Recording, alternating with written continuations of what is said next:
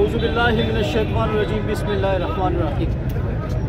پښتنو زموږ چې څومره ستونزې دي دا یاد ساتئ چې دا به په یووالي باندې ختمېږي. که موږ پښتانه شو او متحد شو نو څوک هم چې دی نو هغه موږ ته نقصان نشي رسولی.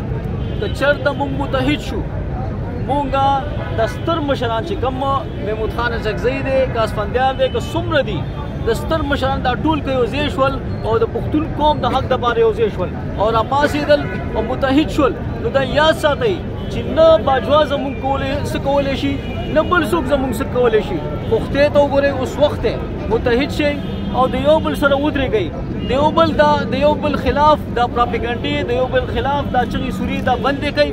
ښه به دا وي چې تاسو متحد شوئ نو دا قوم به متحد شي او که قوم متحد شو نو بیا تاسو ته پته نشته دی چې دا ټول به ګورئ حقیقت درته وایم دا به ستاسو مریدان وي او تاسو به یې پیران یئ. دا نن چې تاسو چا نه غوښتې کوئ که نه بیا به ستاسو نه دا غوښتې کوي. نو لږ سوچ وکئ. یو بل پسې دا خبرې پرېږدئ یو بل پسې دا ملنډې پرېږدئ د یو بل لاس ونیسئ ځکه چې دشمن چې دی دا ستاسو ډېر چې دی هغه مکاره دی.